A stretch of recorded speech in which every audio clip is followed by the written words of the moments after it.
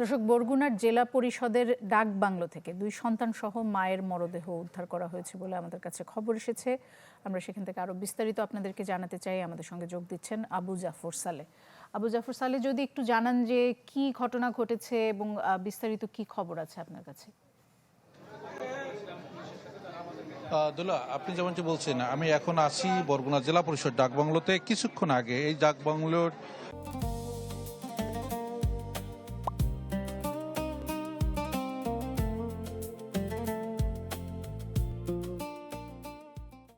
এখানে দুটি কক্ষ থেকে 2 শিশু সন্তান সহ মায়ের মরদেহ উদ্ধার করা হয়েছে। যিনি আসলে এই যে নারী, সে নারী স্মৃতি রানী নামে এক নারী।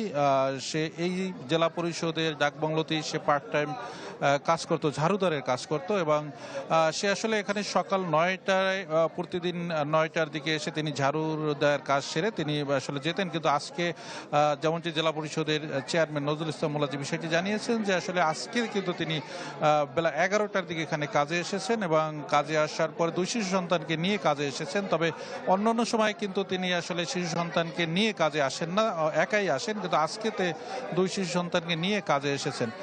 তো বিকেলবেলা যখন দরজা লক করা ছিল আর আটকানো ছিল, তখন আসলে এখান থেকে সন্দেহ খোঁজাখুঁজির পরে পুলিশ এসে এখানে দরজা ভেঙে ভিতরে যেটি দেখা গেছে, একটি কক্ষে 6 বছরের একটি শিশু, অন্য কক্ষে 2 বছরের একটি শিশু সন্তান এবং মা।